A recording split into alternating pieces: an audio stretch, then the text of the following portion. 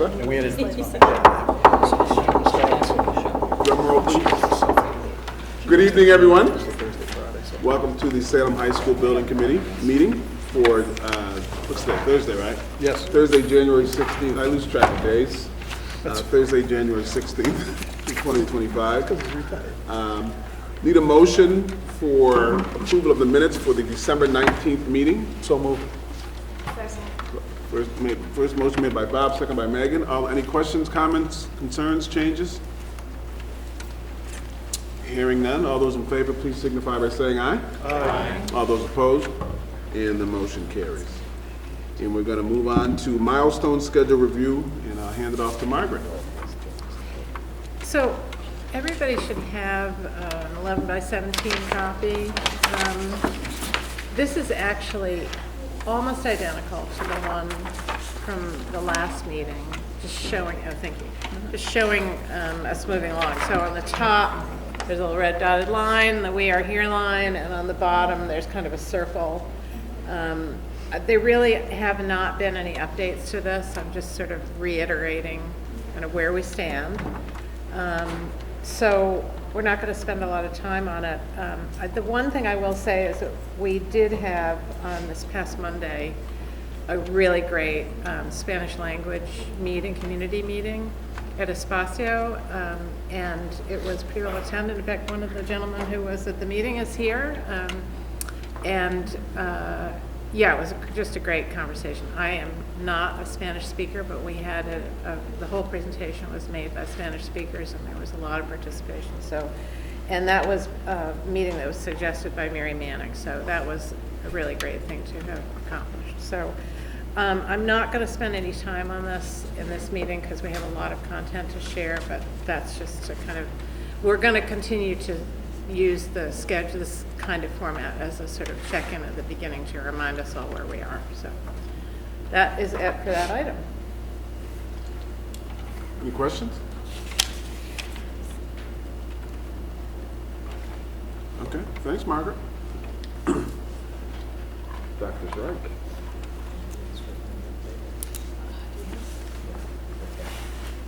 Okay. I'm not on the school committee, but I'll give the update. I updated last time, but I don't think there's anything to update. Well, just that the school committee, on Tuesday evening, our next meeting, will be doing a presentation. I'll be doing a presentation to the school committee about the feedback we've heard in the community meetings regarding the configurations, and give a little update of, I've also had other meetings with teachers and other staff, and the committee will, could potentially engage around that information with the plan that they'll vote on the configuration at the February 3rd school committee meeting, which will be the next meeting after that. So that's the plan. I don't know if there's anything you want to add to that, but that's the next two meetings will have the building project on the agenda, but the vote is planned for February 3rd.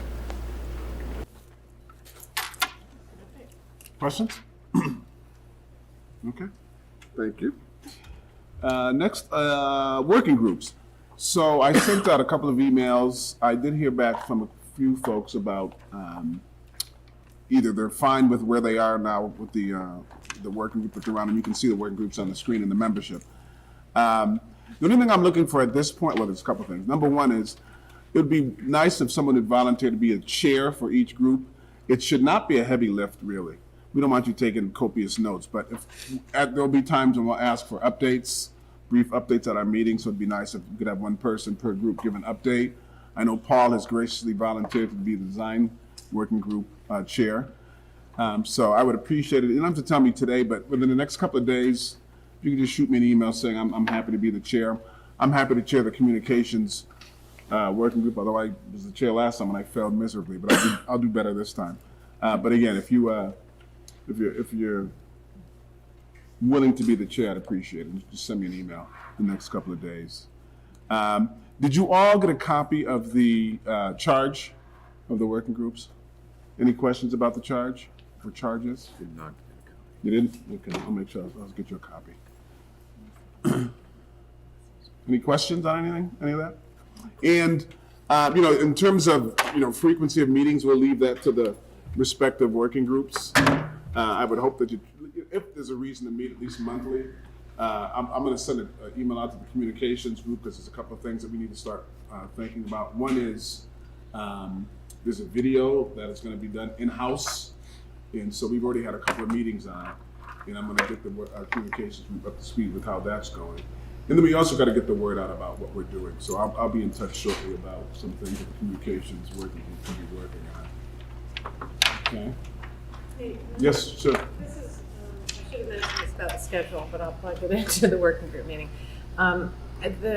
We're starting to look forward. Right now, this group has meetings scheduled through June, and we're gonna now start plotting the meetings. I know that last summer that you didn't meet, but we will need to get your input this summer, so we're gonna continue to plot out at least a minimum of one building committee a month through the end of this year, as you have already, kind of trying to make sure they don't overlap with council meetings to the maximum extent possible. And Megan, I know you have I think you have conflicts with the next two meetings for that very reason. So we're trying to avoid that. But I think just to everybody to know, we'll figure out the dates and send them out and get them in your calendars. So the other thing is, and I think we're going to see how this goes tonight, the design team has a ton of content to present. And I think there's a very good chance this meeting is going to run past 8 o'clock. We'll do our best, but I think we're also going to look for the next few meetings at lengthening the meeting in order to get through the content without rushing. So. Any questions? All right. You, I'm going to hand it over to Burke. Okay, thank you. Good evening, everyone. We have a lot of content tonight. The good news is that the design working group did preview some of this content, and they can chime in as necessary to help you with the content here as we move along.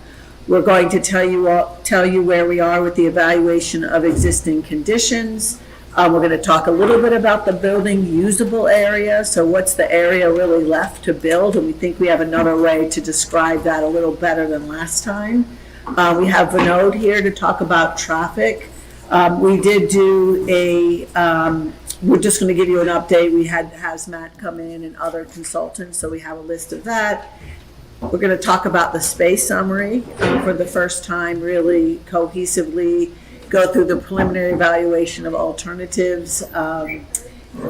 We have surveys and departmental surveys. I think the important thing, especially with number 3, the alternatives discussion, is that we don't need to make a decision on an option during PDP, which is this phase that ends at the end of February. This phase is to uncover alternatives, but not to make a decision. So don't feel like stressed about the fact that you need to make a decision. We're just trying to uncover what the benefits and challenges are of each option, ultimately what the phasing might look like, how it may impact the existing building, and the cost associated, rough costs associated with those. So I'm going to start this presentation with that, so nobody panics on this. So this is the existing building, and I'm not going to go through all of these slides in detail because you've seen them before. What we tried to do is create a determination of acreage associated with various parts of the site.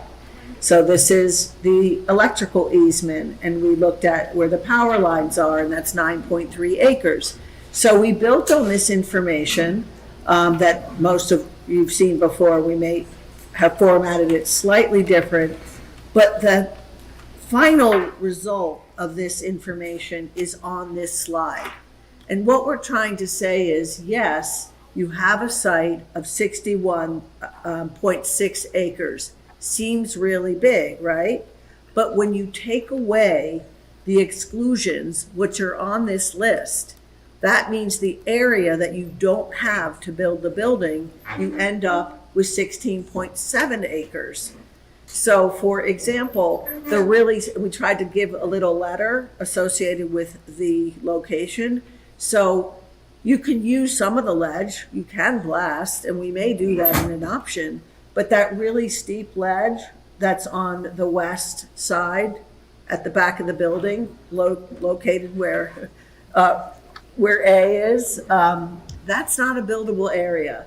The part of the existing school, which we have to keep on the site, isn't a buildable area. The Horace Mann Field, we could build on the field, but about 2.4 acres is not usable. So you can see what we did here, that whole swath, which is noted as D, where to the south of the power lines, you're not going to put a building there. So what we're trying to say is when you take away these major components from the 61.6 acres, we don't have a ton of acreage to work with. Does that make sense? I think this is a clearer way to do it. And it doesn't mean you can't build in some of those areas, you can, but it does take away from what we have to work with. And you'll see what that looks like when we look at the options. So Could I just please. The design working group did review this in detail. We kind of beat this up and talked about it in our meeting. Is this clear to everybody? Because this is a really key point that, of the 61 acres, we only have 16, 17 that are really viable, buildable area. And that's not even taking into account yet what they're going to talk about, which is like phasing. If you're going to build a new school, you still got to keep Horace Mann and the existing school active. So there's all kinds of other things that would additionally subtract from that 16.7. So this is a really key point that everybody needs to understand to just clear to everybody. And we didn't take away the large mounds of ledge because we assumed, okay, The ones in in the fairness, Yeah. we can build there, right? You can last, but we did take away the steep ledge because that is clearly not buildable. So we like this way of describing this information. We think it's more clear, and if you want the backup, you can see it in the presentation after the meeting if you want to really dig into how we determine these numbers. Okay? So now we're going to move on to a traffic update that Vinod is going to do. I'll give you the clicker. Does that include the new light that we just put up on the corner of Wilson and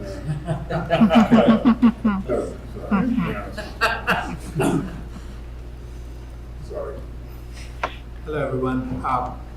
My name is Vinod Kalikiri. I'm a senior transportation planner, traffic engineer with VHP. I'm on the design team, assisting with essentially understanding the access, circulation, the transportation needs for this project. As we all know, mobility is probably near and dear to everyone. We first need to get to the campus, circulate through the site, park, and then go into the building. And so there's always a concern about traffic. How do we get here? How do we leave? Are there hotspots, congestion in this area that is difficult to overcome, or what are the solutions and challenges? So while the overall team is focused on the site layout and the building and what goes into it, transportation analysis usually goes well outside of that. We do look at the on-site circulation and the traffic flow, but quite often we go well outside of the limits of the site to understand how people get to the site, or how they leave, and what issues they face as they come and leave this area. And not just by car, but the bus transportation, the students that walk to the site, the students who may bike to the site. So we got to look at all modes of transportation, and then also take into account what else is being planned. I know I've done a lot of work in Salem over the years, currently actively working on some other projects. And there's a lot of work going on with multimodal mobility, like a bicycle network that's being planned in this area. And we want to make sure that everything that we do is integrated into this overall plan that we are developing for the site. So my plan for today is just to give you a little bit of an intro to snapshots of some of the data that we have collected to help inform the process, the design, the site layout, some of the key findings, some of the challenges and the opportunities, and some initial thoughts on how we could better configure the on-site circulation. Eventually, at some point, we'll keep going out of the campus into a much larger detail and understand how we can knit all of this into the fabric of the transportation system that serves this part of Salem. So quickly to touch on, as I mentioned, again, we did a lot of data collection on the campus as we came to this point for this meeting, and that's why Brooke had invited me to present some of the information. Some of the existing conditions that we've noted, we had people out here working with Z and trying to understand how this campus works, how the Horace Mann campus works. We had people out on the campus observing traffic flow, pickup and drop-off operations. We had a vendor out here doing traffic counts, like how many cars come in and leave the site, what times of the day. So some of the key things we noted, for example, is that primarily this campus has a one-way circulation, and that poses a lot of challenges in terms of mobility through the campus. Like essentially the red line that you see here, that's sort of, I would call it as this main spine road that goes through it. And at any point of that red line, a car that passes that point, there's no way for that vehicle to turn around, right? So you just have to keep following that red line. In fact, if you need to park on the campus and if you get past this point, really the only way to do that is to go out onto Wilson Street and then come back into the campus. And that adds to the congestion. Obviously, everyone coming here and leaving are familiar drivers and they know where they're going. But there's still a lot of inefficiencies that are built into the system and the circulation that exists today that causes, because of the one-way pattern. So that's the red line. And a lot of these yellow arrows that you see, those are the side movements, like, either the Horace Mann movements or the access behind the high school.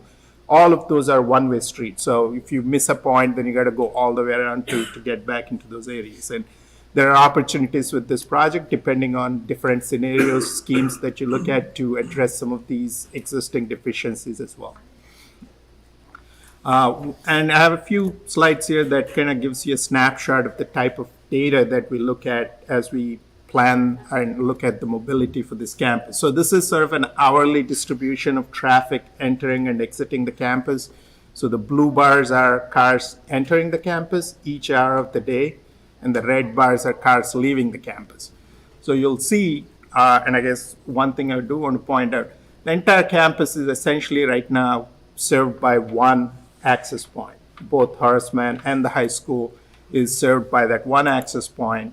And if you look at the blue line in that, so that's close to 700 cars in a half hour, 40-minute window that need to enter from that one access point that's just about 200 feet from Highland Avenue, from the traffic signal. So you can imagine the amount of friction and congestion that could be caused by that much traffic entering at a single point.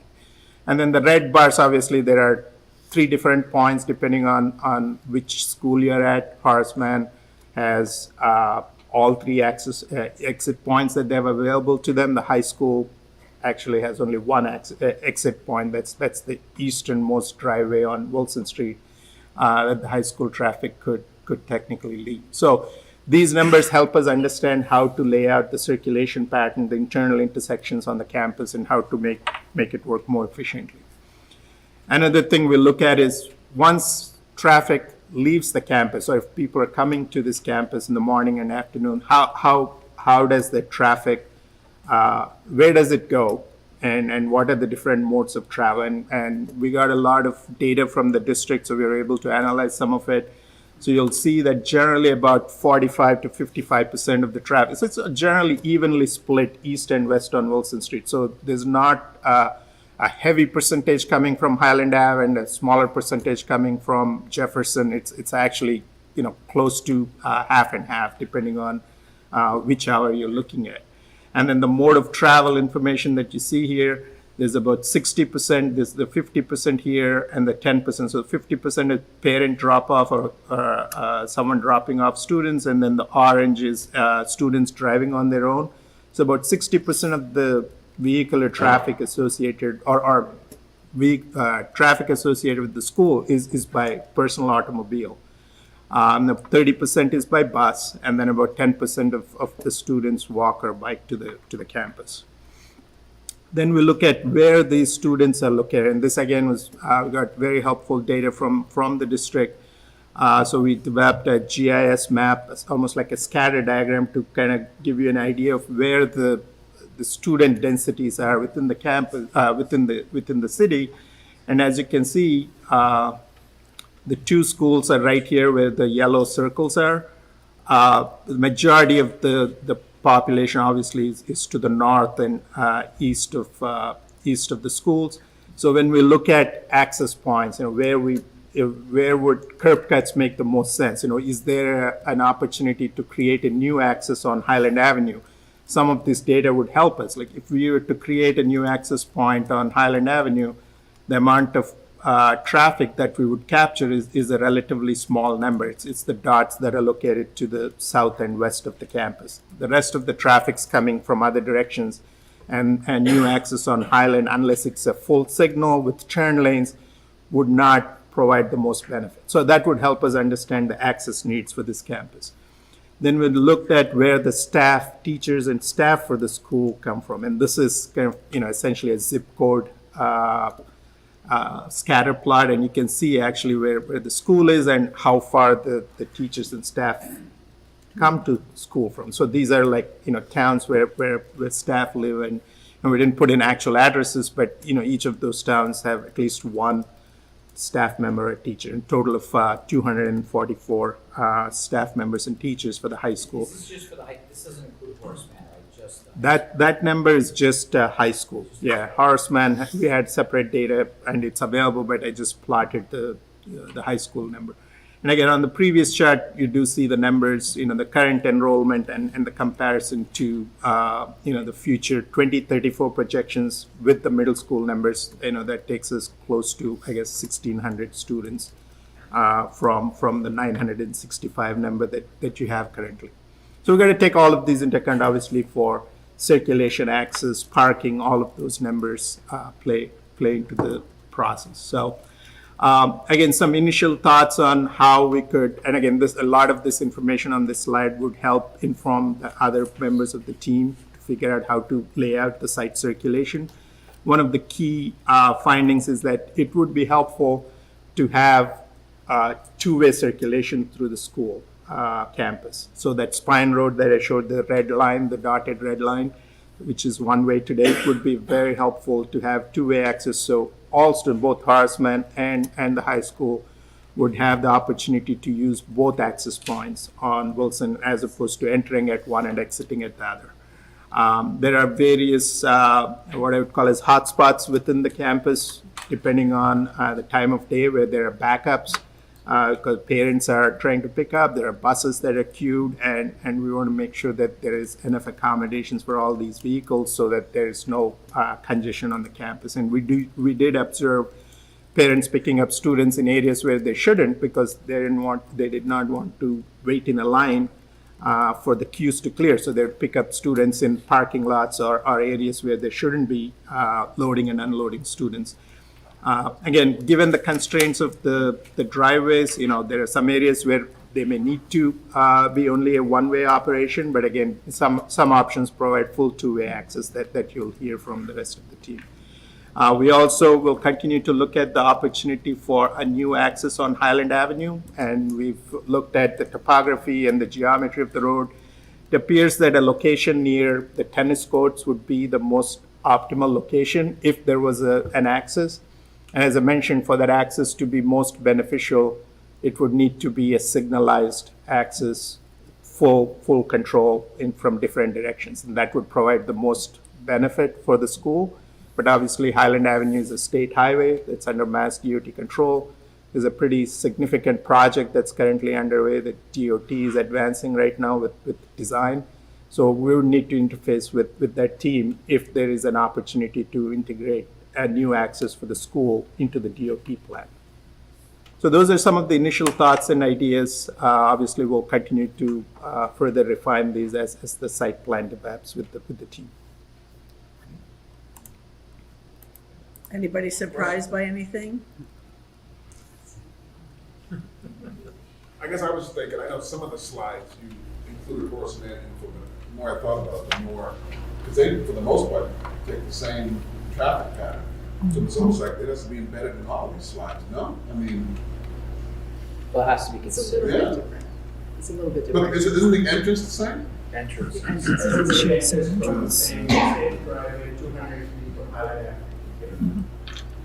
And as it relates to, there's good data plots of where everybody lives and whatnot.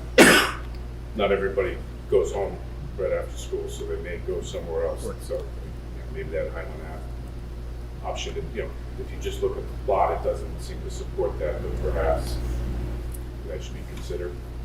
Right. So we did also look at, in addition to the scatter plot of where students live, we also looked at the driveway traffic counts. So you can actually tell how many people are turning right into the driveway and how many people are turning left into the driveway. And that's that 45 to 55%.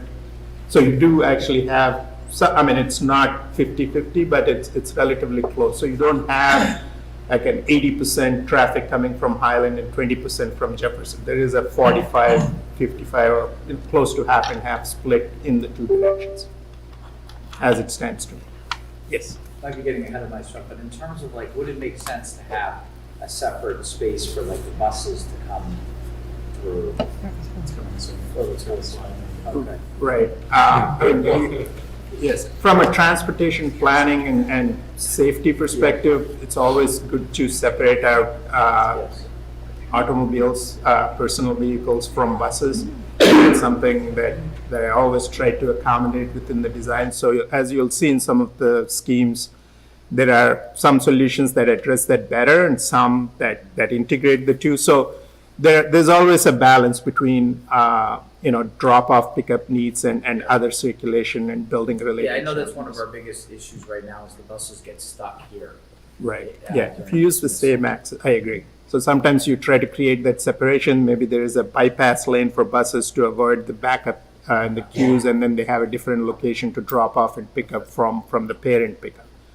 So, So the counts we saw do not contemplate adding middle school teachers, traffic load. This is today's data. right, so the data is existing conditions, so there would be another layer for the future conditions. When we get into further refinements of the site plan, we would overlay the middle school data on top of what you saw. Yep.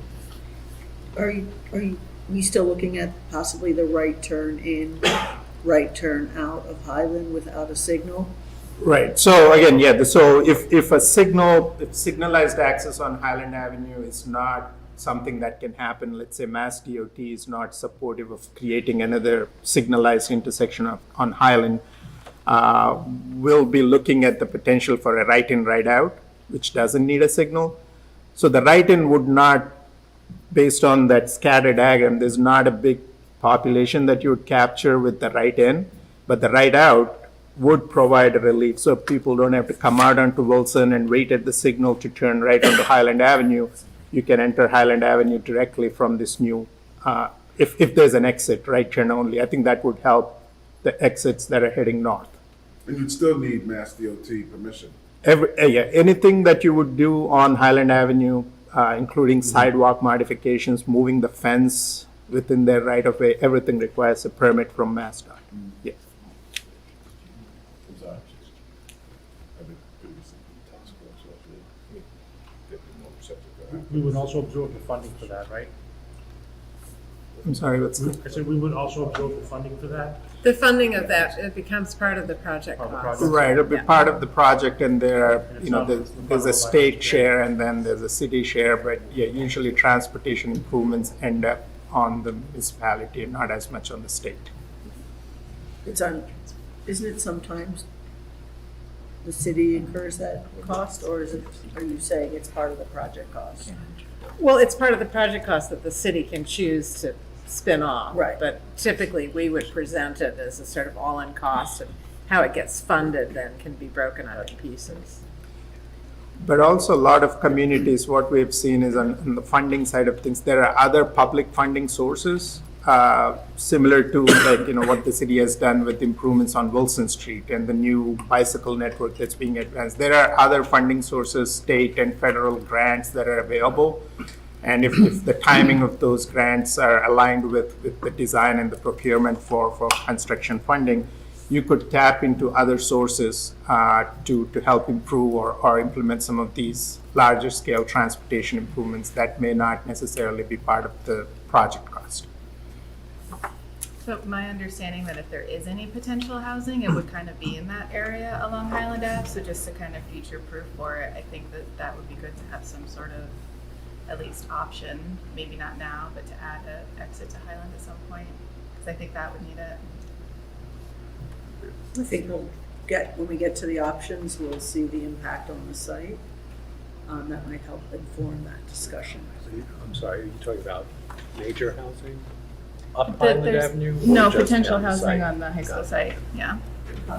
If there was housing, it would come in. from- So they wouldn't have to use like the school entrance.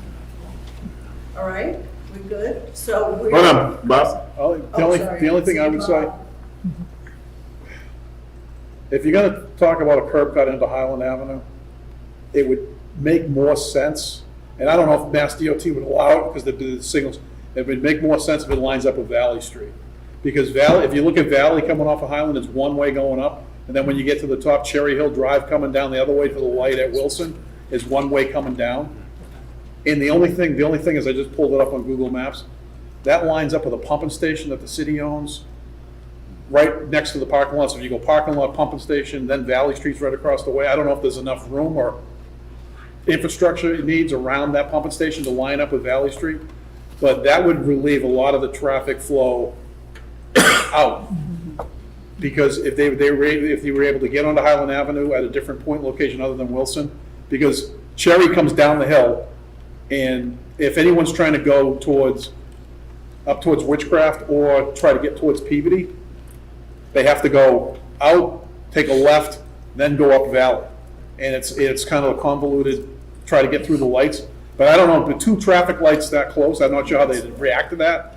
But for that access point to line up across from Valley, in my opinion, would make the most sense, because the farther you get down by the tennis courts, when you get to the other side of Highland, then it becomes divided, and there's none of those roads go through up to the other side of, so you'd get lost in the sense that you'd be on Highland Avenue, but then you'd have to go all the way up to either turn around or then go down to Marlborough Road, up that, then way up, and then turn back. So just a point of, that's in my opinion. I think the first step would take it in steps. First, Yeah. we'd want to understand DOT's position on a potential new curb cut for the school on Highland, and then we actually have a call scheduled, meeting with them, with Mass DOT next week. So that would be our first meeting with the DOT to understand what they're doing on Highland Avenue and to introduce this project to them. And then that would open up that dialogue, and I'll make sure that we look at Valley and what the optimal point is along the corridor for a new access, should DOT indicate that it's a good idea for the project. We'll explore it further. Sorry, Bethany. Just in response to what Bob is saying, because at first I was like, oh, that's a good idea, but then I think we also have to think about kind of our mission as a city and our values as a city and a school district, which is, Witchcraft Heights, which is that neighborhood across, is walkable to Salem High, and it's one of the few pretty walkable neighborhoods in Salem. So I don't, as a member of the community, I would not want to encourage people to get in their car and cross Highland Avenue when we already have a walkway over. So I think just keeping those values in mind, I think we're trying really hard as a city. I mean, Meg can speak to this obviously better than I can, but as a city to kind of encourage people to bike, to walk, and to get out of their cars. So I wouldn't want as a part of this project to be encouraging more cars on the road. Good point. We agree with you. Any other questions before we move on? I'm not saying I don't disagree with this statement. All I'm saying is, if you're looking at a curb cut, and I'm not trying to say that we need to put more traffic on Valley Street, because it's already one of the biggest cut-throughs up there, because people literally come out of Wilson, take the left and take the right, and then that's why they ask for speed humps and all sorts of things up there. All I'm saying, if you're gonna do a curb cut, that's where it makes the most sense, in my opinion. But your house is Not across from that there's a pumping station. Well, whatever, I'm just saying, it makes more sense to me, but. Paul? Yeah, I just want to reiterate one thing, is that, we're talking about traffic, but there's a bunch of other studies that will follow this. And, one of the interesting things is to focus on traffic, and then later on you might see that what you had just suggested bifurcates one of the only sites that may be unencumbered by most of the things that would cost money to mitigate. So this idea that traffic and architecture and site and, all of those things fall on the architects in particular to be able to balance that. If there were to be an access onto Highland from that location, it may prohibit, for instance, a possible solution, or it may reinforce it. So just keep in mind that there's a bunch of balls in the air. Traffic is being discussed now, but lots and lots and lots of other layers have to be sort of looked at and analyzed. Let's end on that note. We gotta keep it moving. I'm not going to spend a ton of time on this. These are the existing condition reports that we have in hand. We are doing traffic tonight. We've received civil, landscape, structural, food service, had a site visit today. Technology, we had a meeting, so we're expecting a report after the January 10th meeting. We have acoustics, theater, did their site visit. We have a code report, geotech report. We received a hazmat report today. They were here for 5 days. Thank you, Z, for supporting that work. They took a lot of samples, and they now have a report with a cost estimate associated with those samples. We have an ESA, Environmental Site Assessment report. I think it's 2,000 pages, so whoever wants to read that, go to sleep tonight. Tell us, we'll send it to you. And we have a preliminary evaluation of the geothermal well system. So we have a lot in hand, and we can put this in a folder for those who are interested in looking at these. So let's jump to a topic, and we wanted to do this, we really wanted to do the options first, but square footage will come up in the options, so we wanted to get this on the table right away with you. Right now, we are in the process, and I'll give a summary, and then others can chime in, like Lisa and Margaret and others who, superintendent, who have been involved with this. We will be writing several educational programs, one for 1,000 students, which is 9 through 12, and one for 1,500 students, which includes 500 students in 7 through 8. The existing high school square footage is about 411,000 square feet, and that doesn't include the auto shop, which is that separate building at 8,200 square feet. So right now, and I know everybody's looking down to that number, you know what I'm talking about. And there's a number here, which we have a gross square footage now. And that is really very much a draft. It is not fully vetted. We don't have the information from all the department heads, but we are gathering that, and that work is coming in lightning speed right now. We're getting a lot of information now from everyone. So each of the departments are reviewing their future needs based on this population. So the high school is doing it, the middle school is doing it. There are spaces that are separate for the high school and the middle school, as you know. And this is just taking the bigger case scenario because it's easy to take out the middle school. So we have to do this work assuming middle school and high school. We're not making a judgment about that. We're just doing the harder effort, which is taking into consideration the middle school. So we'll get all the middle school needs, the high school needs, and then there are shared spaces like the cafeteria, which there are rules of thumb, 1/3 the population times 15 square feet per student gives you a number for middle school and high school. And so we're gathering all this now. Right now, we're in the high 400,000, almost 500,000 square feet, unvetted draft program. We don't have everyone's needs in there. And then we take all of the wishes and then we dissect them. What is absolutely necessary for teaching and learning in the future? We know what you're doing now. What are the course loads? What are the full FTEs, what are we doing? And that will happen after we get the full list. So that is what is happening with this space summary. Then we're also getting into conversations around what are the spaces that are shared? Do we want, let's say, one media center for middle school and high school, or do we want two separate media centers because we know the allocation of the square footages? So those are the conversations we're having. We're being aspirational, but we're also being conservative about space needs. Everyone can't have what they want. They might have more space here than they will have in the future building, but it will be really flexible and efficient and well-designed space. Questions? Anybody want to chime in? Yeah, the one thing, I met with a group of middle school teachers yesterday.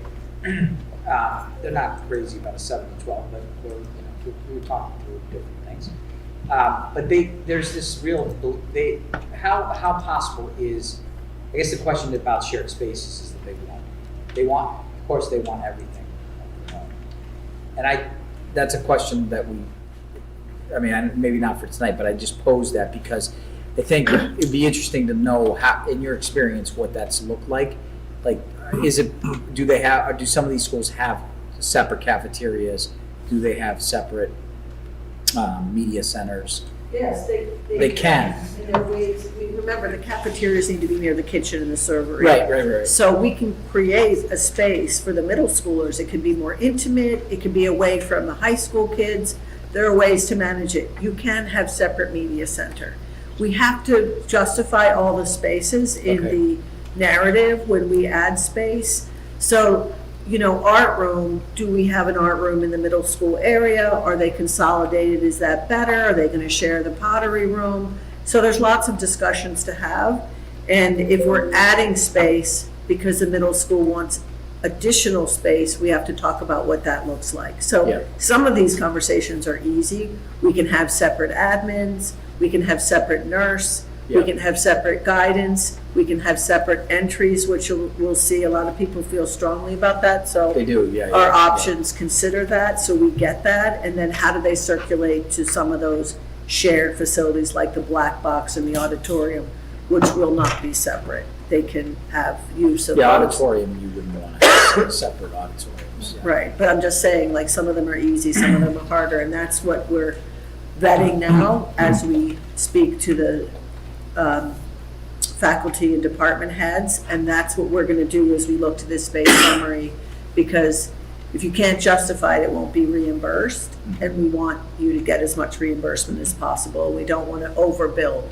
So it's a balance. It's like what Paul said about design. It's an overlay of all of these things, and we have to consider price and square footage and use and real need and flexibility and how spaces can be used in more than one way, so we're not duplicating space. So that's what we're doing now. It is a big building, but there's a lot of need, and this doesn't, it's not over asking yet. There are some overzealous asks, and that will be up to the educational subcommittee, I think, to vet that. But I will add, and Brooke, you tell me if I'm wrong, I mean, we're sort of in the zone. Yeah, we are in the zone. This is something where we're over by 20%, right? We have to kind of, we're starting to zoom in on where the areas are that we need to focus on and ask questions about. It's an iterative process, and the first task is just get it all down once and then step back and take a look at it. So, but it's important to say, Margaret, that all of it isn't in that number. So now we're receiving lists from music, and we're going to get PE, and we're getting the nurses' requirements, and we're going to put that in there because we just started getting a lot of work this week, and we need to put it in here. The number will not go down, we're pretty sure, when we get everyone's ask. So then it will be, what do we do with that? This is all normal. It's part of the process. Well, these folks are gonna, like, you asked the music department what they want. They're gonna want their own building. Right, and we're gonna put the ask in here, and another thing that we're doing, which, thank you, whoever, I think it was you who went through our plans, we have plans now with all the room names and square footages, who did it? Z gets the, All right, well, the whoever sort of gets credit. most thank you. valuable player award for the committee. So what you're gonna see in this space summary next week, you're gonna see all the existing spaces compared to what we're proposing. And the next time someone sees this, it will be everybody's ask, so don't send it around Salem because it will be high, and then we go back and vet that. So if you don't have any more questions, we're gonna move on because, yes, sir. Just real quick, so the working group looked at this as well. The brown tone rows that you see, correct me if I'm wrong, are things that are something that is an ask beyond what the MSBA would normally reimburse. Right, so thank So we're you. tracking that separately, so, because that'll be part of where the rubber hits the road. This is something that the MSBA may not reimburse, which means the city's biting off more. So we want to understand those variations. Let me just say Unless we something. can make it It doesn't, specific. right, where the template populates a certain way, it doesn't mean that you can't justify those spaces in that gray color. It just means, okay, this isn't in the template, this isn't in the MSBA template. We're gonna put all CTE, not in the template, but you'll probably get reimbursed for all of that. But you then justify why you need it. You have a really robust X program and you need that space, then they evaluate it and decide to reimburse you. So it just means it's not populated in the basic template. So yes, please. The of which one? Belmont is like 440,000 or 60, 440 or 63. But Belmont doesn't have CTE. No CTE, and CTE, I think, is about 100, over 100,000 net square feet. So remember the rule. Who remembers that rule about net to gross? Here's my pop quiz. It's on the screen. Yeah. We got a magnifying glass, so you can see it. Who's up to spoil my fun? 1.3. So if it's 100,000 square feet at 50,000 square feet, that's 150,000 for CTE, if that's the number. So everything gets bigger. All those numbers get 50% bigger. So just remember that, and then there's money associated with that. Okay, now we're gonna get to the fun, and we got to it pretty quickly. And Traffic was fun, too. traffic was really fun. Yes. So, we're gonna, whoops, sorry, I got ahead of myself. So Patrick's gonna go through a lot of these, I'll chime in when necessary, but we're gonna try to stay at a high level because there's a lot to uncover. Just remember, our job in the PDP is to look at renovation only, renovation addition, and new construction. It also requires us to do code only, which is what does it cost us to upgrade the building, which you'll see would be a lot of money, and that's mostly seen in the cost estimate and those narratives. So these are the options we're gonna go over. There's a lot. Every option has a letter. If you wanna write down in your notes I would definitely take some notes, because I think the best way to do this is to go through all of them. What do you think? Yes. Okay, so here we go. All right. So we're going to go over the renovation only first, and what you'll see on all of these site planning diagrams are that we really focused on the 7 through 12 first, mostly because it's a harder problem to solve on the site. As we know, it wants to have its own entries, maybe its own drop-off sequences. It's a bigger building, so it takes up more site area potentially. So we focused on that first, and then we have strategies for how we kind of reduce the size of the building.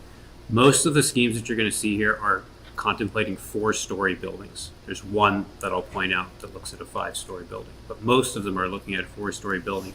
And that's because we know that the site area to build practically is fairly limited on the site. So we'll jump in.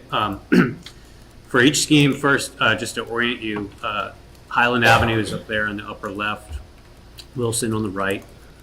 So these are not oriented maybe the way you would think kind of as you approach the site. They're oriented with north up, so that we can kind of always understand where daylight's going to come from and get accustomed to looking at the plans that way. On the left-hand side, you're going to see what we call a phasing diagram. So it's a rough idea on how you might change the site over time to accommodate this design. So to start off, the renovation only scheme assumes that you only work within the building footprint. You renovate everything, and you see here that it's a 9 through 12 scheme. We don't have a 7 through 12 scheme that's a renovate only because the existing building square footage doesn't accommodate the full program for a 7 through 12. So there's only one renovation only scheme, and the site is essentially as is. I would only say we would work with, you might consider working with the existing 411,000, even if it's a little more for 9 through 12. We'd say, okay, make the program work for that, right? Make sense? Right. Yeah. So we haven't dug into changes in circulation that happen on this portion of the site yet, but obviously there are changes that you can make to the street drop-off network that would include traffic, and you'd want to build that into pricing this baseline scheme. So for each one of these as well, so that when we send these out after the meeting, you'll have kind of some bullets of strengths and challenges that come with each one of the schemes. We won't go through all of them here, but we'll hit the kind of highlights. Keeping the existing building means a lower embodied carbon footprint for the project. There's a lot of carbon wrapped up in the structure of this building. If we build a new building, we're essentially putting embodied carbon into the steel structure, the new materials, and we're demolishing this building. So it means that the new construction schemes, while they might be more energy efficient, they start at a deficit because they have all that embodied carbon kind of in the new construction. And as we go through the energy modeling process for a few of these schemes, we'll start to actually tease that out by the numbers so that you can see how much of a penalty that really is as we compare them. So in the future, you'll see cost, you'll see operational cost, you'll see a rough order of magnitude for embodied carbon associated with each one of the schemes. Moving on to 7 through 12, renovation minor addition. So this is looking at just where we can add a small portion of the building, not make major changes to the building, but add enough to accommodate the full 7 through 12 program. And what you can see here is that we've added, let's see, 85,000 or so in this area here, and we've extended the entry. And the concept really is that you come in at a central point and immediately move into either the high school or the middle school, or move past to shared elements like media center, cafeteria. And what we're thinking in this scheme is that the middle school might have its own drop-off. So there might be a common entry for events and things like that, but you could utilize the existing area where Arts has a terrace on the backside of the building. It's actually a pretty gracious kind of open entry space. It would need upgrades to make it more accessible. But we could allow that essentially by changing the flow of traffic on the site to create a drop-off sequence specific for the middle school so that they're separate for the majority of the day. They only come together for common uses. This scheme avoids those areas of ledge largely. You can see an addition on the upper left here corner that would need some blasting, but generally speaking, it keeps things as is.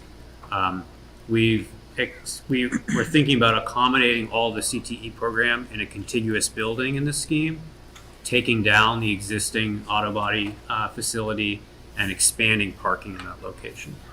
So another thing to note is all of these schemes that are 7 through 12 assume that we're increasing parking by 1.3. And we need to dig into that number a lot more to make sure it's appropriate. But just as a start, we're saying we need to increase the parking on the site by 1.3 times. And you'll see that in rough areas for each one of the schemes. This option does not show any room for additional playing fields on the site. So it's kind of a minimal light touch on the site. All right, so this is getting into an addition renovation, and the only portion of the scheme that's being renovated is the field house, the large gymnasium and the small gymnasium that's attached. So you see that in gray, where it says existing field house. That represents the existing volume of your gym space and the smaller gym that's kind of attached to it. That's used right now, I think, for multifunction fitness. Well, it has no heat right now, so. Right, we'll fix that. This scheme, you can see on the phasing on the left, the strategy for this scheme is to build some of those spaces that would be affected by the new footprint of this building first. So you could build a middle school wing with an auditorium at its base, and the other CTE programs that are just north of the gym. Build those to completion with the full school in operation. Once they're complete, you can move out the area that's in light gray here into that building, make a temporary connection to the classroom portions of the building, and come back and essentially build the rest of the school in a single large phase. There's some complexity here in working around your existing mechanical spaces that we need to think creatively about. But it essentially allows you to operate your existing classroom wings and cafeteria, a new wing, while you build the rest of the school. After that, you can demolish the existing school building in its entirety, and you end up with a really gracious entry sequence where you could either come in from Wilson or from near Highland, circulate around high school, new parking area adjacent to a new field that would be added to the site at full kind of regulation soccer lacrosse size. That sets up a really beautiful entry where you kind of arrive at the site with the field in the foreground. And this scheme kind of perches the classroom wings on these ledge outcroppings kind of within the treed area of the site. So there's a really kind of beautiful relationship between those landscape areas and the majority of classroom spaces. As far as entries go, there's a couple ways we could think about it. You could combine middle school and high school entry drop-offs, but have two separate actual physical entries into the schools. Or you could have a separate entry for the middle school off the back side of the site. So there's some flexibility in the layout in this scheme as to kind of how that might mature as we develop it. It would create a really beautiful centralized space where shared amenities like cafeteria, pre-function for the gymnasium and for the auditorium happen all together. So there's a real sense of community space. And it's the other thing about it is that it's pretty efficient. It puts a lot of new building around kind of hugging the existing gymnasium. We know from the efficiency of the existing gymnasium that it likely is going to have to get reclad or overclad or insulated in a way that brings it up to the current energy code. So rather than just spending money on the new skin, when we wrap the addition around the building, we kind of get more bang for our buck. We're marrying up to it and we're creating those what are now exterior walls, interior walls. So the footprint's pretty concise, and that means it's going to likely tease out that it's pretty efficient in the energy model. All right, here's a different look at an ad renovation. This scheme says, what if we bite off the cost of blasting the large mound that's directly out in front of the school and put the bulk of the high school project in that location on the site? This does a couple things. It puts the image of the school right there at the front of the site. So as you arrive on the site from Highland, you're going to see the building. The building's going to be a bit more engaged for your community in terms of the activity in the site. And you can see in the phasing what that means is that we need to build right at probably one of the busiest parts of the site as well. So there's some changes to the site circulation that would have to happen temporarily while this is being constructed to make this work. After that's built, you can come back and demolish the kind of central portion of the building. You can see my mouse here, and then build a second phase that essentially completes the project. So you'd have a connected high school and middle school that have shared use of the existing field house. Am I missing anything? No, I would just have everyone, excuse me, have in your mind that all of these renovation additions require phase construction and some demolition, relocation, or offline of some of the existing programs. So that's all of the renovation additions where we're reusing a field house. That's Yeah, something that's consistent, right? Yeah, they bite off two major construction phases, not just one construction phase. So that means there's costs associated with that. It means that general conditions for the contractor are extended out a longer period. It also means that you're mobilizing trades to complete a building, and then you're bringing them all back to complete a second phase. And obviously, there's efficiency lost in that. So, And some possible program right. implications. That's what we did in Belmont. We built the high school, moved them into the high school, demo, build the middle school, move them into the middle school. But it takes longer. In a scenario like that where you're keeping the gym, is that something, would you try to focus the gym work like in the summer? Yes, yeah, and that's Right. exactly what we did for Belmont as well. We did a kind of summer slammer construction process for the gymnasium so that the gym can stay online absolutely as long as it possibly can. It probably means for some portion of the construction that the field house is almost operating as a standalone building, and we'd have to explore how it does that in terms of mechanical services and such. But it's possible to kind of limit the time that you renovate the gymnasium. This scheme also creates room for a new playing field. Again, roughly in the same position and near the drop. That yellow zone in that scheme, as in all the other schemes, is like an interior. Yeah, that's an interior space. We're thinking that's where your cafeteria is, your media center. That's kind of the heart of the school. And because those spaces are flexible in their shape, they make great spaces to kind of stitch the school together. And they make great spaces for pre-function, for events at the auditorium and at the gymnasium. So right now you don't have that benefit. Your cafeterias are far from these pre-function spaces. So we try to mix those spaces that are really flexible and bring them really close to those major public spaces so that they can really facilitate community use. So this is the last scheme that looks at ad reno. This one is kind of similar to what we showed as an initial idea in the interview. The program is bigger than what we studied for that quick run, and that means this is a 5-story scheme. So all those other schemes are looking at 4-story buildings. This is the only one that says if we're going to accomplish the building in this concise of a footprint, it's got to go up one more floor. I think it does. In this one. Yeah, some of the other schemes, the middle school, I think is 3 stories. So it's a little bit more concise. It's nicer for the younger kids not have to go all the way up 4 floors.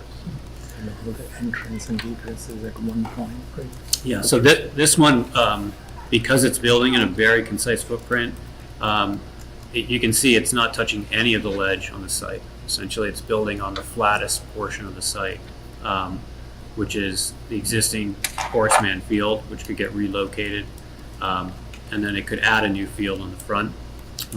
One of the other challenges of this scheme is that in this position, it likely would have a shear drop-off.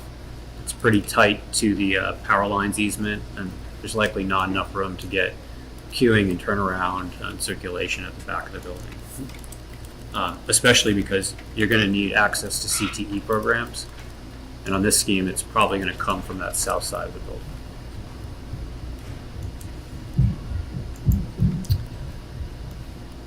All right, so this is a different take now. We're starting to look at new build scenarios. These are scenarios where you don't reuse your existing field house and gymnasium. And you'll see that the schemes we looked at are all kind of tucked into this northern side of the site. Not because we're ignoring the conversation about housing, but because that's one of the only areas that you can build without substantially interrupting the existing school's operation. So you can see in the phasing diagram on the left here, we're kind of biting off a small piece of the existing building. And we think if you work towards efficient use of this building, you may be able to consolidate spaces, become a bit more compact, and build this scheme all at once. Not two major construction phases, but just one major building construction phase. There's also an alternative for this scheme where you could just build the shared space in the high school wing, shown in red, keep the school completely in operation, move everybody out, then come back and build the middle school wing as a separate phase. But as we said, there's going to be costs associated with that. This scheme, you can also see, it's because the construction is kind of tucked into a corner of the site, it gets a lot of visibility from Highland Avenue. So you're going to see the school from Highland Avenue, which has a benefit definitely for the kind of life of the school within the community.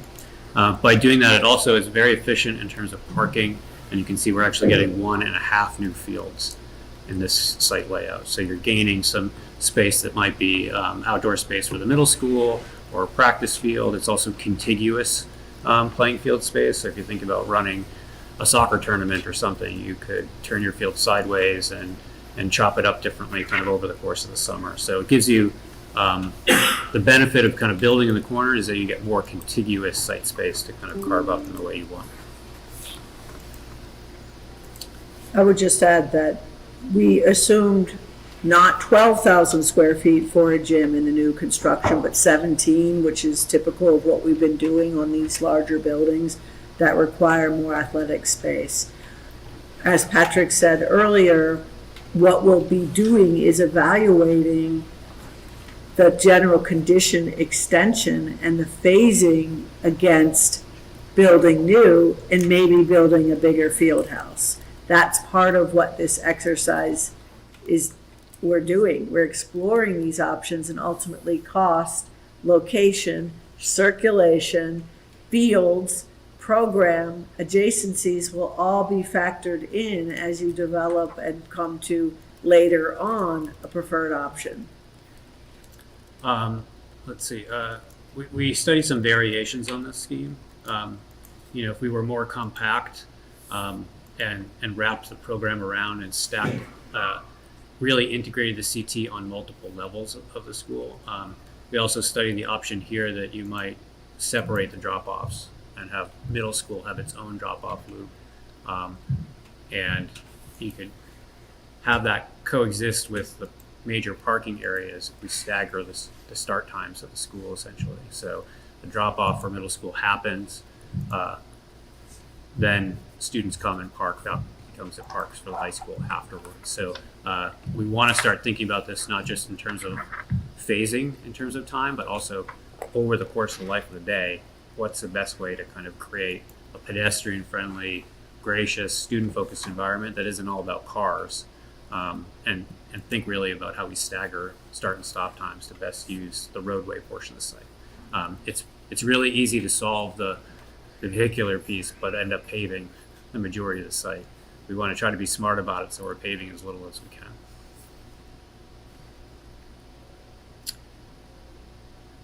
And then a last new build option looks really at kind of creating that phasing that we were talking about first, which is that you could build essentially a high school, all the functions for the high school in their entirety, move the high school into that building, demolish the existing high school building, and then build a middle school as its own wing, essentially.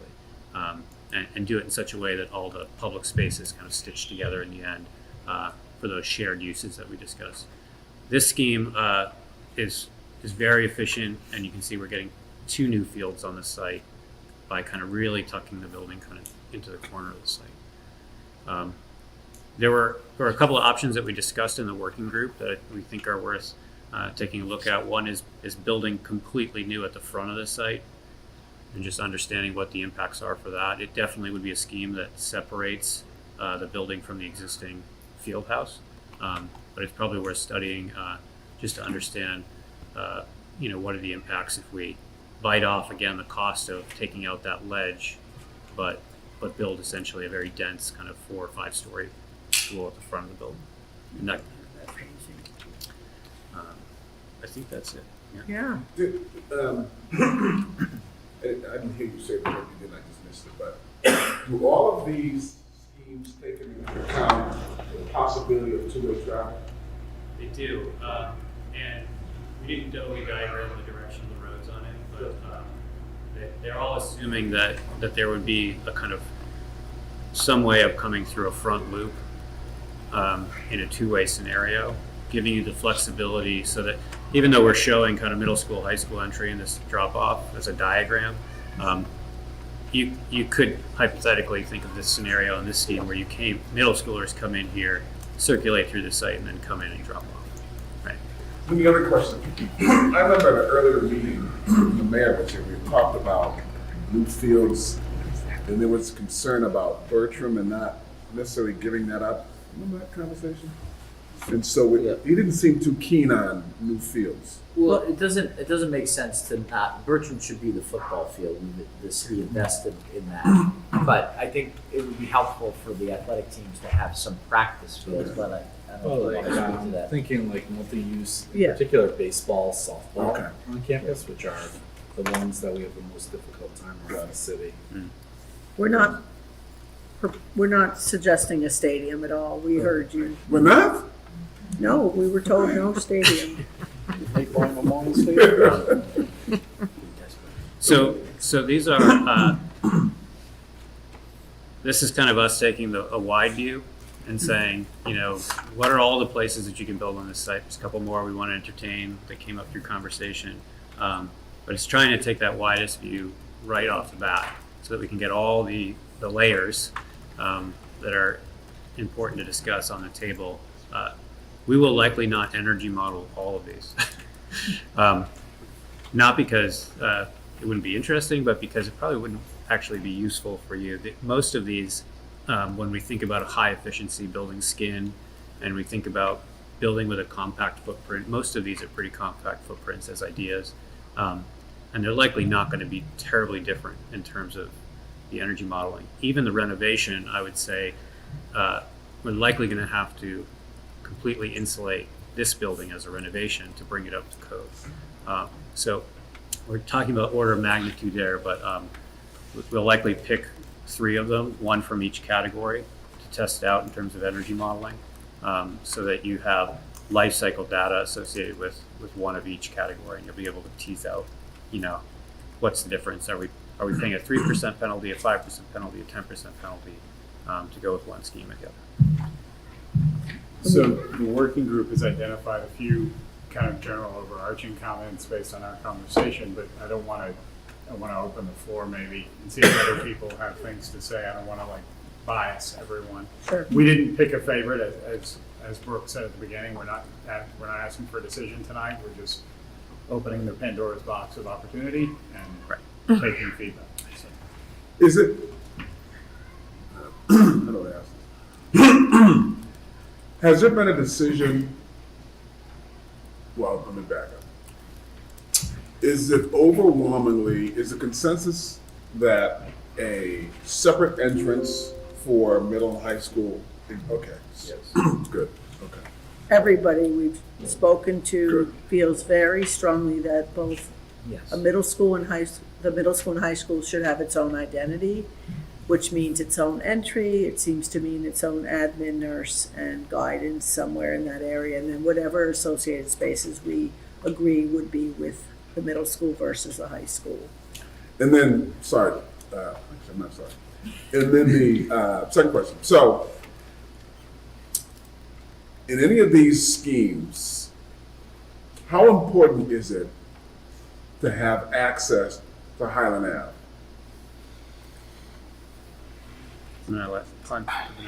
Because there's no guarantee. Didn't you show separate bus entrance on one or something? Yeah. So, there are a few, topographically, there'd be certain limitations, or where the building sits might affect whether or not you can actually get a fully functional access onto Highland. So there are some, couple of scenarios that I know you'll see a dot and a line going out, like, for example, Scheme D. I guess I'm asking from the standpoint of if Mass DOT says no, then it's like, well, We're trying to solve them now, Right. as though they don't need them. Right. Would they be improved if you say had only loading access and only bus access?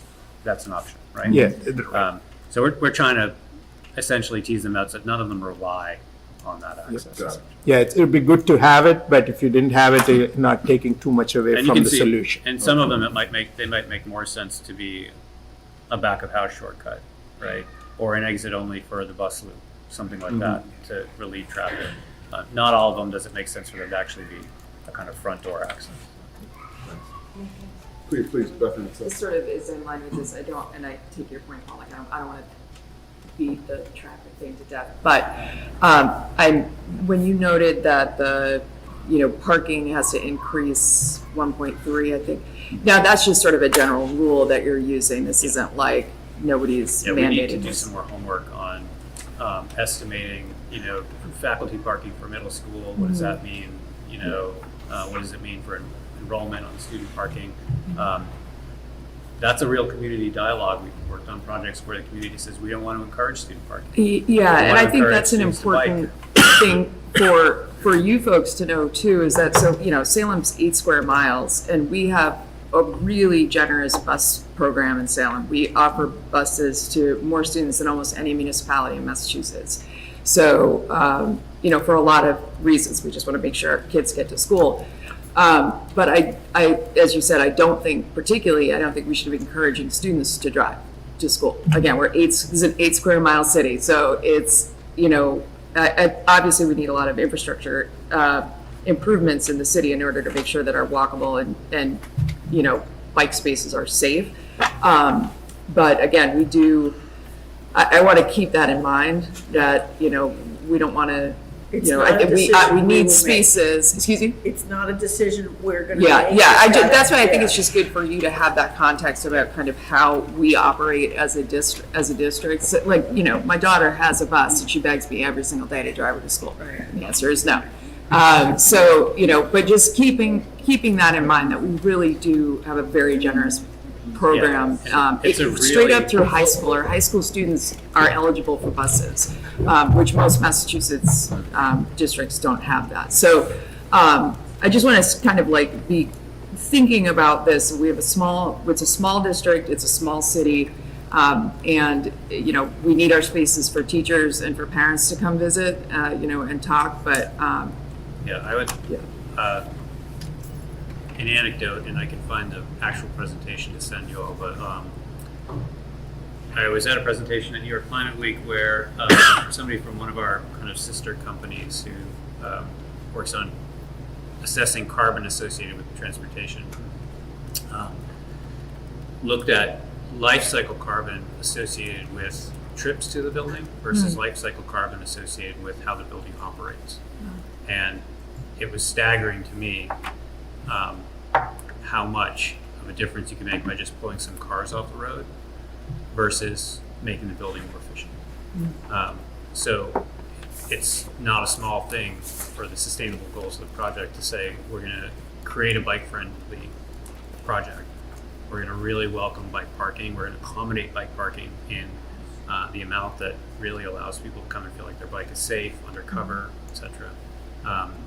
And really try to think about the parking dynamic in that way, the vehicular dynamic that way, not just thinking about intersections. Before we keep going, is anyone, can most of you stay a little bit later than 8? This is really important. I don't want to cut it short. Everybody good? Okay. So it's a really important conversation to keep having and to kind of come to consensus on as a community.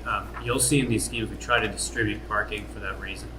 Because when you think about, say, this scheme on the screen, when you distribute parking, you can easily think about, as that debate happens over the course of the development of the project, this might become a playing field instead of a parking lot, right? As you right-size parking.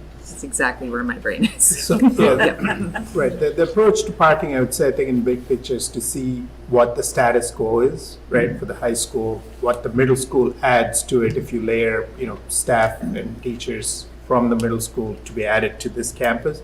And then we'll find ways, just as how you're looking at the efficiencies inside the building, we'd have to look at ways to reduce parking as well, incentivize other modes of transportation, bicycle, walking. Just as you said, it's a more compact city, so there are opportunities to change the mode of travel by incentivizing certain modes. I don't know if this is can I ask a question? Of course you can. Just in terms of we haven't really talked about this, but we eventually will, and it affects the site, is how much of the central services will continue to be in this building? Because we do, you know, Z has all his toys here. But, you know, we have to think about like space for that. I don't know how much that's factored into this design It's at all. not, I mean, It's right not. Yeah, now, we should get- we asked IT for what they need in Yeah. terms of, you know, are they servicing a lot of things outside in the whole district? What kind of storage do you have? I mean, you have buses on site. Well, that's why I'm thinking about like the trucks. We're hoping to get rid of all the buses, but the trucks, yeah, the Yeah, I fleet. mean, that's real, and we need to know that. Yeah. So part of what we're doing now is gathering all the needs. The worst thing that can happen to us is to find out later that Yeah. we're missing something that you need, and then Like we've already priced this all the thing, central- we have an estimate, you've signed off on it, and oops, we don't have that. So we don't have outside storage in this. It's really, I don't know how much is in the template, it's pretty small. We don't have your truck storage, we don't have that, and maybe that's a separate little area or building, but we need to know everything that's going in this building. We just cannot do good work without knowing that. Yeah, worse is when we find out Later. Yeah. Too late. construction and, you know, then Home Depot sheds and trailers and But it's We've also, not gotten them to put the Home Depot, we've talked them out of the Home Depot. it's just connected to like the site. I mean, that's a big you know, there are vehicles that would have to be You parked know, here. we need to know every Right. vehicle and what the size is and all those things. I just want to Whether- make note that the existing 435 spaces, that includes both of those parking spaces on the north side, and one of them may be partly used by Horace Mann, you know, so we That is need to correct. It get does, that right. it does not include the Horseman parking on Not the Wilson. front, no. Right, it's Not just in the those two. front. But that The Horseman does use the The parking one lot. close to It Yeah. assumes, I think this assumes that both of those little lozenge, you know, around the red, orange part, both of that's high school. We might have done the count that way, so we need to know if you consider both of those high school or that right one, east side part of Horace Mann. yeah. One other thing that I failed to mention on all the schemes is that on all of them, we're looking at keeping the building in close proximity to at least one field, anticipating that that's where your geo-exchange well field might go. So that stuff doesn't want to be really far away from the building. It's most efficient when it's close. So you'll see in all these schemes, you know, we love a beautiful field out in front of the front door, but we also really need a field close to the building to be efficient in the plans. So Nate mentioned a theme, what I would call a theme of like middle and high school separate entries, and everybody nodded yes. And so that is going to go in the meeting minutes, I'm sure, as this is a must-have. Are there other things you all heard as a group tonight from the team at Perkins and Will and VHB that are themes out of these schemes that are like, yeah, that's a really good idea, or I never want to see that again? You know, like, are there things you heard tonight that we can amplify? Seems like the drop off for middle high school, I don't know how it works now, but that seems like a pretty big thing. A driver. Right, and No so pun intended. I would think that would carry some weight in terms of the direction you're going, yes? Yeah, I don't know if we may have shown a few of the new schemes that didn't articulate a completely separate drop-off. They might have had separate entries, but not a separate drop-off. But I think it's solvable in some of those too. Like even this scheme, you can imagine having a drop-off to the middle school from the south side. So I think we're hearing that that's really important. There are some schemes where we're showing a kind of combined idea of a front door that you still might have separate entries. And so it's one image to the school, but as soon as you come under a canopy, you're off into separate controlled entries that have their own admin exploring them. And that might be something that's attractive in that then in the after school hours, there's still one main entry for the school. People know where to go. There's kind of common identity for the school, for the community, for events. So that's something to continue to think about.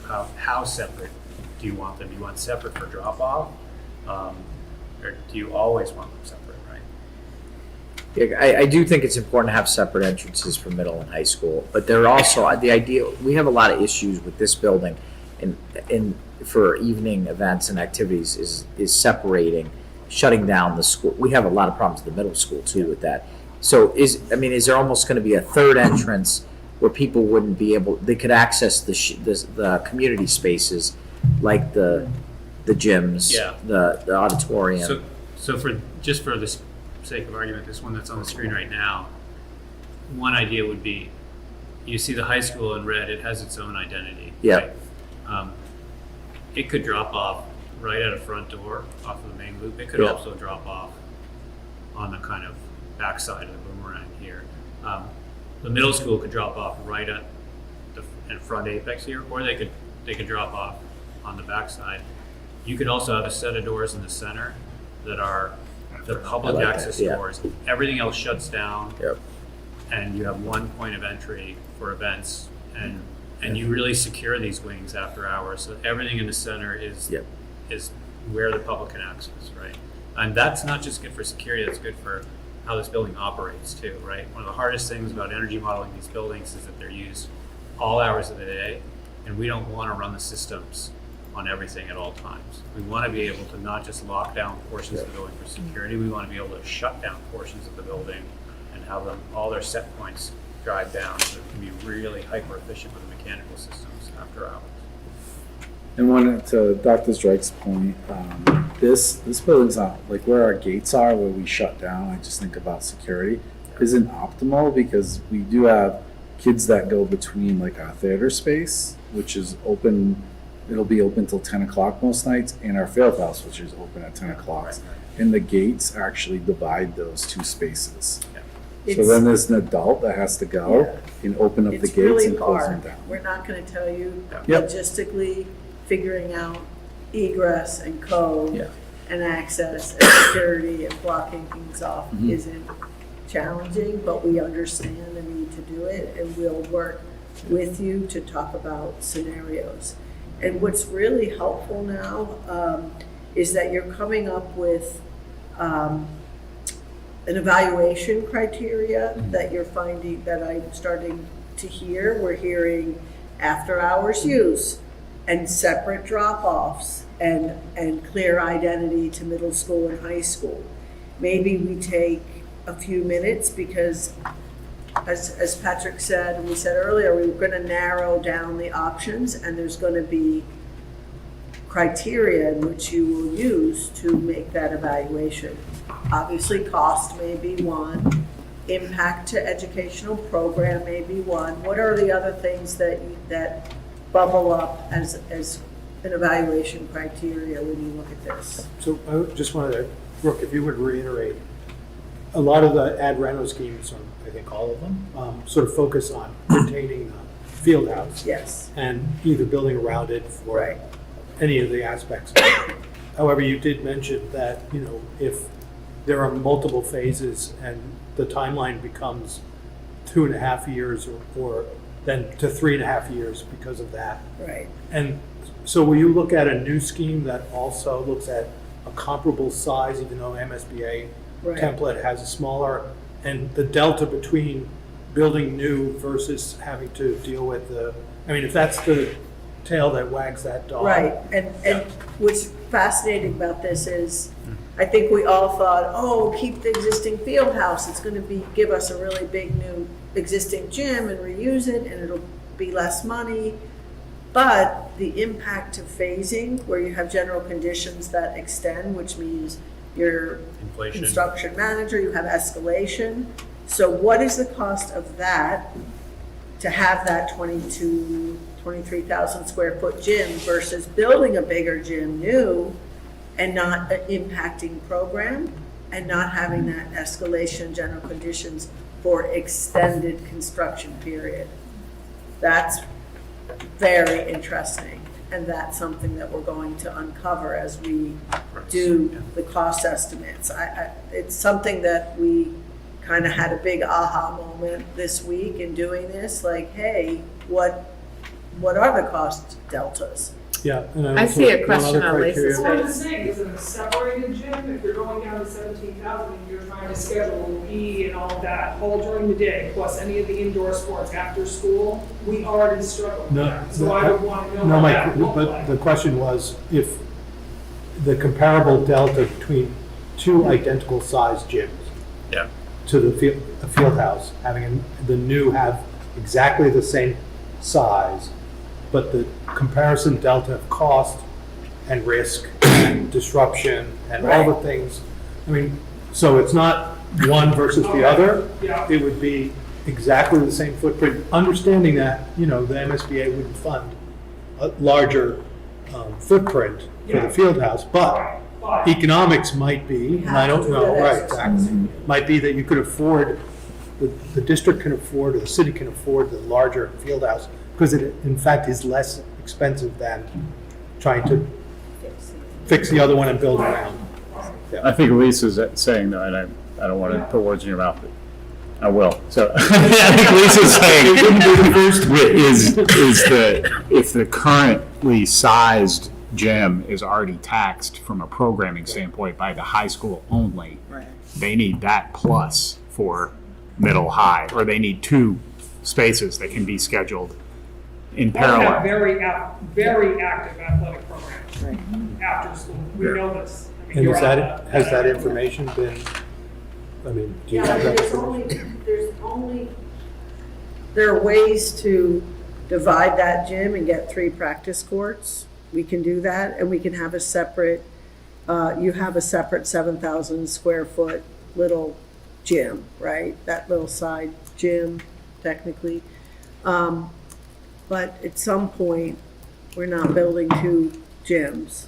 We're gonna have to break down the gym to have 3 practice areas and maybe a separate, a separate weight and conditioning and flexible yoga, whatever. I think the same discussion about the fields, because if additional fields are needed just simply because there are so many teams that require some practice so that kids aren't practicing late into the night, or if you have a turf field that, it can be used as something else in the winter because you can't use a grass field. So I'm assuming all of that is also part of the programming that you, or hopefully. If I could just add to that too, I think this is where it's really important to consider our population and our demographics here, right? So like we're a city, we don't have a lot of athletic fields in the city. We just don't have that we don't even have access to the ones that we have, right? So we don't have the ability to put our kids, we've got fields over on Marlborough Road. We don't have access to that stuff. And when I'm thinking about our populations, like we have a lot of kids at the margins who really benefit from athletic participation. And so just really thinking about who our kids are, like we don't want to be fighting, obviously athletics is secondary to everything else, but it's really important for the mental and physical health of our kids. And we don't want them to be 7th graders competing with juniors for basketball space or volleyball space. We've done a great job of getting a really diverse population of kids to play those 2 sports in the wintertime when they don't have a lot of outside time. So it's a pretty big priority for the district, I would say. Yeah, I mean, we're gonna have to show you what that, bad shape. we'll have to show you what that gym field house looks like. I think the reality is you won't get more than 3 practice courts, maybe 3 full-size volleyball courts in that. And that's just, we're just putting it out there because I don't know if there's another way. It's only gonna be so big. I don't know how many are in here now, but, so it's something that is gonna have to be addressed no matter what the option is, it seems like. So how do So- other districts who have pretty robust, the MSBA template, as you mentioned, is quite a small. 12,000 square footage, feet, it's so- tiny. So I'm assuming some other high schools have pretty robust criteria as we do. So do they opt to build above and beyond? Yeah. the MSBA Yep, So it's pretty stone, common, yeah, yes. Very common. very common. I mean, there's a couple things that we just know don't fit in the template. The stage is too small. We tell you to do a bigger stage. The gym is too small. I mean, there's certain things that just don't work. Plenty of things do work. But then again, we need to know what you're doing, because if we use this as an example, at the kitchen and servery, you're probably not doing this, but if we had a district making meals for the elementary schools, and they needed a bigger kitchen, and then they cut it out in the programming, and now everybody's upset because it's too small. So we just need to know, like, Z, what you're doing, what IT needs, what are the wraparound services that we're talking about, clothing and food and health, and what those look like. So it's all in that template for you then to look at it and then see what you can pare down. So I want to, hold on for 1 second. So I want to, because we have two presentations. We've got an educational program update and finance working group, and I want to make sure they get their time. So I'm wondering, do we press pause on this, but think of Rick's question, like what are the must-haves? And then let the two groups give their updates, then come back to this, or do you want to just keep going and then let them give their updates after the fact? I mean, I think you could finish up, and maybe you all have a shared Google and you put in the top 12, 10. I like, what did you call the criteria, like decision? Yeah, the making evaluation criteria, Evaluation like, it's gonna bubble up to the top, right? These, I mean, 1, 2, 3, I already have And 6 you of can them send it here. Send it to the chair of the design working group over the next, send your comments. To my So personal what's email, should I? So Another just so we're all clear, what's the question that we will be answering? What you should do after this is look at these schemes, understand these preliminary options, and then what you want to do is come up with the evaluation criteria. What will you base your decision on? If all you have to do is pick one renovation, which is easy because there's only one field house, renovation addition, which is with the field house, and one new, how will you make that decision? Impact to educational program, cost, duration, identity of the middle school and high school, after hours use, Energy efficiency. Exterior program addition. Yeah, right? Like, perfect. what are your top 10 circulation. most So, important things? I mean, we kind of gave you some of the answers, but it's your project, so you should decide, Bob. I agree with all of that, but it goes back to what the timeline was brought in first thing. The school committee is gonna make a decision in about less than a month that's gonna indicate part of which direction we're going.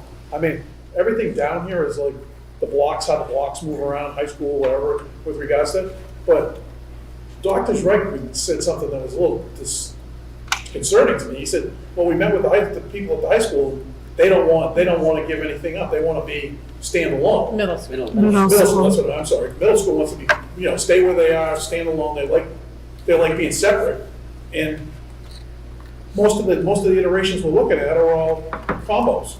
I mean, if they come back in 3 weeks and say, nope, we're going to keep the traditional model as currently at the high school, then there's only 2 choices. No, we have. I'm sure you have others ones stacked Each one of up. these options, there's a way to reduce it and keep the general planning Okay. because with that, I mean, They get easier. we're down here looking, it's like Tetris blocks going together, like which way they're going and how they get interlocked and work with each other, which is it great. might be not as tall, we might Right, make it okay. a little smaller, but the general kind of planning is Okay. can be maintained. So, I mean, I think a must-have, and it's been discussed from even before you got on, even before the OPM got on, was this idea that if the high school is such an energy hog that it's consuming a huge amount of the city's budget, that the sustainability and the resiliency of the building is, I mean, I think that's paramount. I mean, it would be irresponsible for anybody to build a high school, middle school, or a high school without either making it net zero or net zero ready, or at least net zero positive might be a stretch, but whatever the case may be, for the community and the community for the next 50, 100 years, to have to burden, a cost of energy and operating costs seems unconscionable. So I think we all agree that that is an evaluation criteria. And if a configuration is going to succeed on that level, then it will rise to the top as an option, I think. Yeah. We're gonna stop right there. Yep. Perfect comment on the working group. But before you do though, but this is really an important conversation. So if you do have, evaluate what you think is important, can we send it to your way?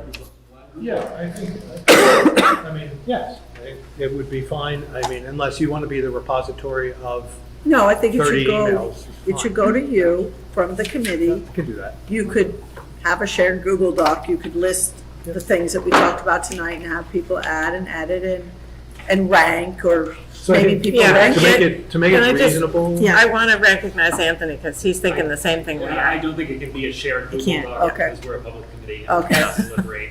It can be a collection of information. So I will It can't be a I discussion. can collect, if that is the way to do it, I can collect it. But I would say it has to be 5 criteria. To try to come up with 10 criteria, if you get 5 from 30, you're going to get enough criteria to sort of vet through what It's up to need. you.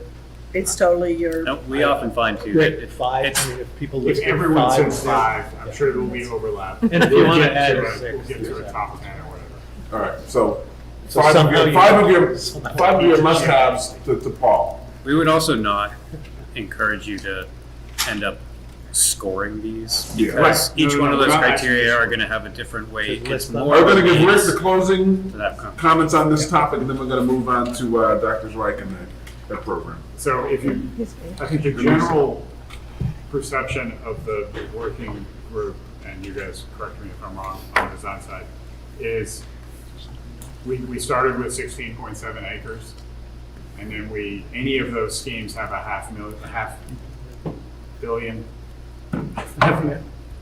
million square feet, sorry, 500,000 square feet, 1.3 times the parking, and the consideration of phasing layered on top of that. Even if it's a new build, you're building that and you're keeping the school, and then you're tearing the school down and putting back the parking and an additional playing field as a practice field or one or more. The site is incredibly constrained. The if you keep 61 the whole building, acres- there's less acreage. Come again? If you keep the whole building, there's less acreage. Yes, and so I think it's incredibly constrained to load any other program on it. That is the opinion of the working group. But I know there are other forces at play, but that is our opinion that we're sharing with the committee at large. Duly noted. Steve and Lisa. Well, the ed plan, we've been working with Kim Carter, who's a consultant, and we have now a small working group of district folks. We'll be working with Lisa, Kim, Margaret, and you guys to finalize the ed plan. I've been told that the space summary drives the ed plan. And so Lisa's already begun to we have, a preliminary draft, but we have a representative from the middle school, representative from the high school, and we have a couple of district, mostly academics folks who kind of are 7 to 12 for middle and high school. And so we will be meeting every Friday, starting next Friday, for an hour to check in about the plan. And I guess at some point at the end of February, we have to produce that plan to, I think, this committee and to the school committee. So we're on our way. And then Steve, you want to say a word about the surveys? Oh, yes, thank you. The surveys, we sent out a survey to educators this afternoon with the deadline of February 1st. I was hoping to send out the caregiver tomorrow, but we were working on translation. We don't want to send it out until it's in Spanish and Portuguese, but it is complete in English. So our in-house person is working on it now. And then the student one, I got to check back with Erica, right? Yeah, because she did meet with students. Erica was great. She met with my student advisory group a few weeks ago to get feedback on the student survey. And I think there's a few edits that still need to be made. If you just want to give us the edits, we can approve it if you want us to. we'd rather not wait till February 3rd till we meet with them again, so. No, I think we need to get it out before Okay, then. so in your hands, give us the edits, we'll correct Okay. it. So we should do another pass of the student survey before, but it should go, I'd like to go out no later than beginning of next week. Okay, thank you. And do you have us, for student surveys, we want it to go to middle and high school students? Yeah. Lisa, anything to add? Nope. Good. He summed it up well. Any questions? Anthony? The finance working group met yesterday and approved 2 invoices. Accenture's December invoice of $20,331.25, and Perkins and Will's November and December invoice of $121,500. Approved both.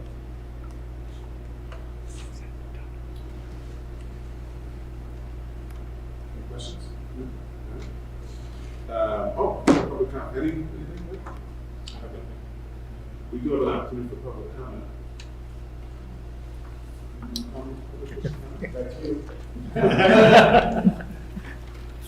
Hearing none? That's it. Any last minute final thoughts? So again, your must-haves to Paul, and I'm gonna send out once again the working group charges and the working group members. And then again, if you can get back to the next couple of days with the chair, I'd appreciate it. I will share my contact with you, Margaret. Me and Deb, yeah. Motion to adjourn. So moved. Second? Thanks, everyone. Have a good night. Thank you. See you in the morning.